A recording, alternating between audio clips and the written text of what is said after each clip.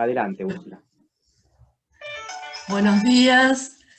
Bueno, en primer lugar quiero agradecer a Benjamín Domp, a Norberto Ferreira y a Isidoro Beck haberme invitado a participar de estas jornadas.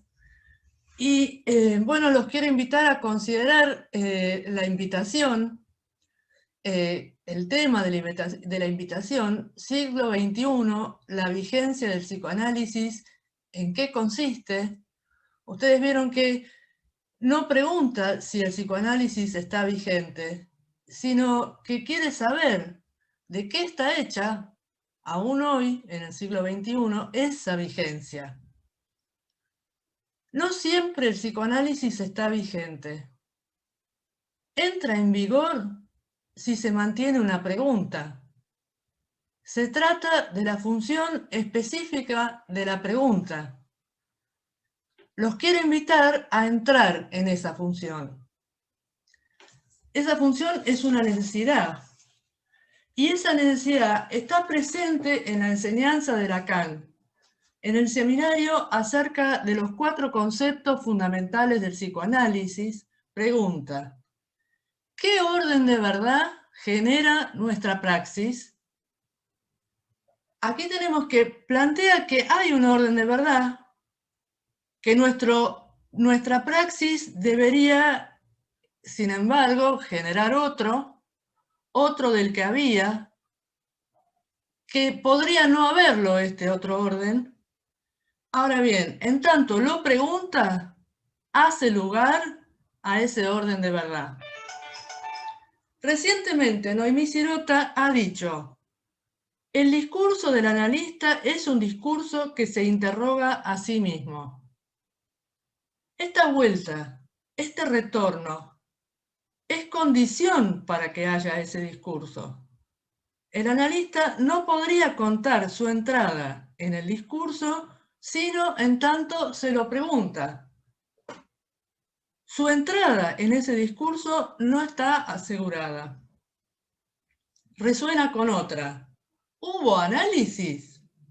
Que es la pregunta que vuelve sobre el analista después de cada sesión. ¿Se trata de una pregunta por el saber? En la discusión del psicoanálisis con la ciencia, se plantea lo que uno y otra consideran un saber. Allí donde la ciencia afirma, el psicoanálisis pregunta. Si partimos de Descartes, vemos dónde ancla la certeza del saber. Pienso, luego soy. Para poder establecerlo, separa completamente la cuestión de la verdad. Con esta operación, identifica el saber con lo real. En su progreso, la ciencia perfecciona esto. Identifica lo real con el número. Pero la incidencia de lo real en el saber solo se alcanza si se junta con la verdad. ¿Cuál es el saber que cuenta en el análisis? El análisis retoma ese saber anómalo que Descartes desecha y siguiéndolo descubre una verdad.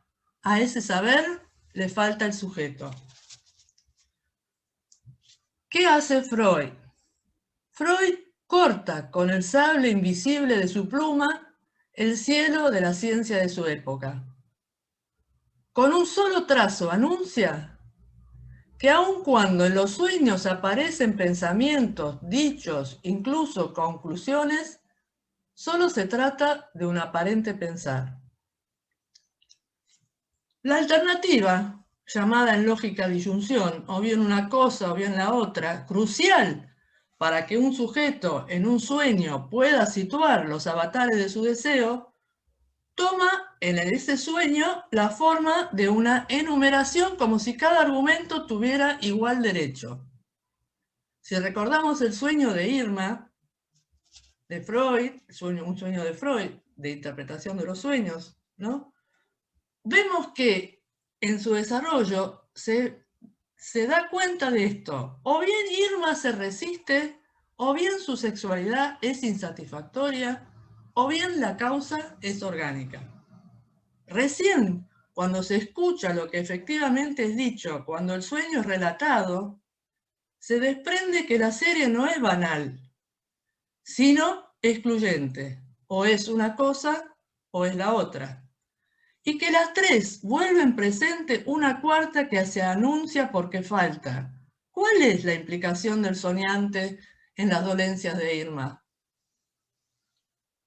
El psicoanálisis subvierte la fórmula cartesiana mostrando que el sujeto en su relación subjetiva aliena la relación de su deseo con la realidad en una disyunción exclusiva, o bien no pienso o bien no soy.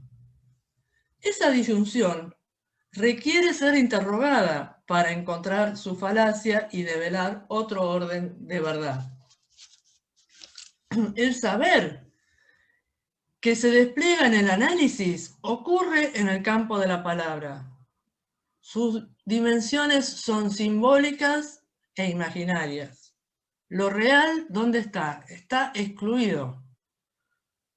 Que el sujeto falte en el saber es una marca en lo real. El analista sabe que está excluido de ese real, pero estar excluido especifica su relación con lo real. Hace de lo real su referencia mayor. No es el número lo real, sino que es real que lo real queda por fuera. El número cuenta esa incidencia, como sucede, por ejemplo, con la repetición. Esa incidencia de lo real solo comparece si se mantiene la pregunta. El modo en que el sujeto desaparece en la relación subjetiva con los otros vuelve necesario un lugar donde lo que resulta pueda ser transferido. Así, el analista es el objeto de esa transferencia, dice Lacan en el seminario 11. ¿Pero cuándo? En tanto el análisis se constituya en un lazo social. ¿Ese lazo social será nuevo si admite interrogarse a sí mismo? Lo que surge es un campo inexplorado. Lo que pasó o lo que no pasó con los otros solo irradia su poder en tanto que significa, por lo que como pulsión insiste y como deseo exige. Pero lo esencial para el advenimiento del sujeto no es esta significación, sino que el sujeto vea a qué significante, sin sentido, irreductible, traumático, está sujeto como sujeto. Seminario 11. El sujeto está sujeto a ese desgarro entre lo que en él actúa y que él no sabía. En el sentido sin sentido que esta significación despliega, late una referencia. La relación de la inhibición con la angustia da una pista.